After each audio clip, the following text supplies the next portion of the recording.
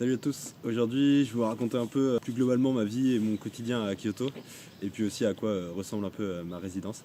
Déjà le matin je me lève vers 8h parce qu'en gros il y a le petit déj qui est compris dans ma résidence et il finit à 8h30 donc du coup ça m'oblige à me lever maximum à 8h donc ça finalement c'est assez cool. Sinon je ferais des grasses mat. Et puis après je me prépare, je fais mon sac, je me brosse les dents et je m'habille et puis je sors de chez moi.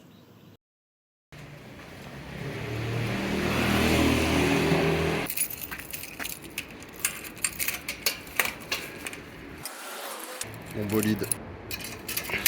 Ma résidence elle est située au nord-ouest de Kyoto. Donc il y a environ 20-25 minutes de vélo pour aller jusqu'à Kyoto University qui est plus à l'est. J'ai essayé pas mal de routes pour aller jusqu'à l'université.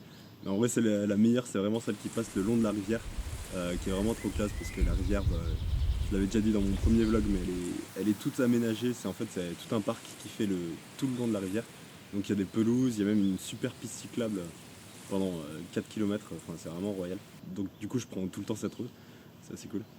Et du coup à Kyoto University, je suis à la Graduate School of Informatics et j'ai un seul cours par jour, donc c'est assez tranquille. Mais en vrai il y a pas mal de devoirs autour. Du coup souvent je passe mes journées à la bibliothèque universitaire. Puis ça me permet de travailler et aussi de faire un peu des vidéos et des photos, donc c'est vraiment cool. La bibliothèque elle est vraiment agréable. Et après en vrai souvent il y a style une ou deux demi-journées par semaine où je me garde d'aller visiter des temples ou des jardins dans Kyoto avec des copains, ou même tout seul juste me balader. Euh, ça fait 3 mois et il y a encore plein de choses que j'ai pas fait, donc c'est assez cool de faire quelques petites visites par semaine comme ça. Puis souvent, après la bibliothèque, du coup, je rentre chez moi vers 16h et quelques. Et en fait, c'est déjà le coucher de soleil, parce que c'est l'hiver. Mais aussi parce que le Japon, ils sont vachement décalés en fait. Le déplacement du soleil par rapport aux horaires est un peu différent qu'en France. Et du coup, le soleil, il se lève très tôt et il se couche très tôt. Du coup, même en hiver, là, le soleil, il continue de se lever vers 7h et il se couche vraiment vers 4h30 de l'après-midi. Du coup, souvent, c'est assez classe le coucher de soleil au retour. Surtout à vélo, c'est assez agréable.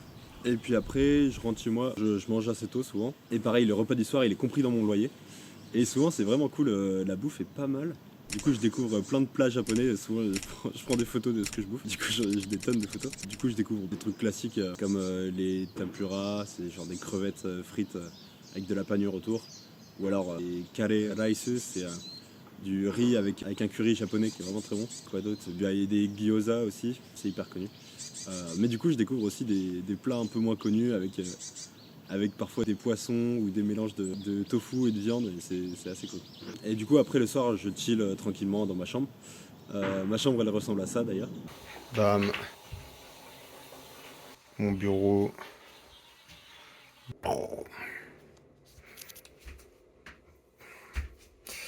Ok, alors. Les chiottes. Bam. Et du coup, il y a des toilettes japonaises avec tous les équipements et tout. Il y a même un petit robinet, après quand on tire la chasse, en fait, la chasse d'eau, elle se remplit par un petit robinet, du coup, ça te permet de se laver les mains. Il y a aussi la cuvette chauffante et puis le petit jet pour s'essuyer aussi. Donc classique des toilettes japonaises. Après, je dors sur des futons, du coup, c'est pas les meilleurs matelas. Mais bon, j'en ai deux, donc ça passe. Et puis leur oreiller, il est un peu dur. Par contre, cet oreiller de merde. Voilà. Mais en vrai, finalement, je m'habitue. Et ce qui est drôle, c'est que leur drap, il s'enfile par le dessous de la couette en fait. Il se met comme ça en fait. Et du coup, il reste tout un côté de la couette qui a pas de drap, qui est au-dessus. Ouais, j'ai un peu bugué au début. Et puis après, j'ai un petit balcon qui est assez cool. Voilà, c'est un balcon quoi. Et il y a un truc qui est vraiment trop bien aussi dans ma résidence, c'est qu'il y a un sento qui est privé. Les sento, c'est des bains publics japonais avec une eau très chaude pour vraiment se détendre et tout. Et là, on en a un dans la résidence, donc le soir, on peut y aller en fait à partir de 18h. Et du coup, c'est hyper agréable. Parfois, je vais me prendre un bain chaud le soir. Après, j'ai aussi fait des onsen. Et en fait, les onsen, l'eau, elle n'est pas chauffée artificiellement comme les sento, mais elle est chaude naturellement en fait. C'est des sources chaudes. Et ça aussi, c'est très agréable. Et voilà, donc ça, c'est un peu mon petit quotidien pendant la semaine. Et puis, les week-ends, du coup, je fais pas mal de visites. Souvent, je vais me balader un peu dans Kyoto ou alors je vais dans d'autres villes ou faire des trips un peu avec des potes. Et puis souvent, ce que j'ai fait pendant les week-ends, je vous en ai déjà pas mal parlé dans les précédentes vidéos. Mais bon, je vais continuer avec les vidéos qui vont suivre. Du coup, c'est la fin de la vidéo. Si vous avez apprécié, vous pouvez laisser un petit like. Et puis, on est bientôt 100 abonnés sur la chaîne. Impressionnant. En vrai, c'est cool. Et puis, du coup, abonnez-vous si vous voulez suivre les prochaines vidéos. Et puis, à la prochaine.